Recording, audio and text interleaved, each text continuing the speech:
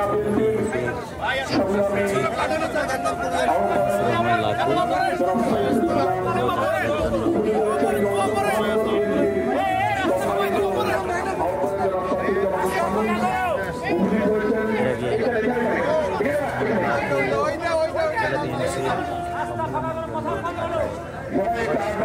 সবাইকে অনুরোধ করবো একটু নমনীয় থেকে আপনাদের সকলকে করজোরে অনুরোধ করছি।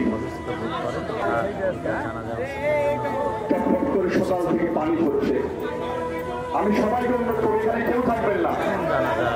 সকল শুধুমাত্র জেলা ও মহানগর বিএনপি সবাই আমি অনুরোধ করছি করজোরে সকলের কাছে অনুরোধ করছি।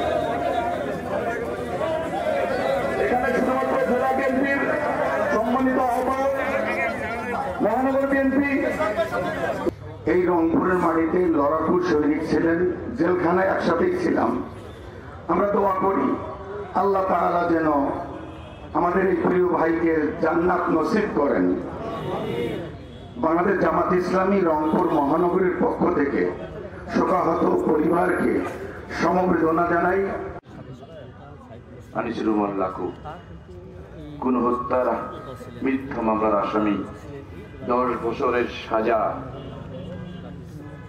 অসংখ্য মামলা, জেল জুলুম উপেক্ষা করে বিরোচিতভাবে জুলাই বিপ্লবের যে যোদ্ধা কে আমরা আজকে হারিয়েছি। এই যোদ্ধা 71 সালে যখন তার 8 মাস বয়সে তার মায়ের গর্ভে, তখন সে তার বাবা মুক্তিযুদ্ধে হারিয়েছে।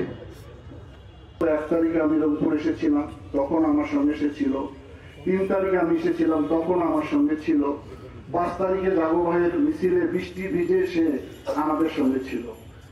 কতটা একাগ্রতা, কতটা দায়িত্ববান ব্যক্তি হলেই তার পক্ষে এটা সম্ভব।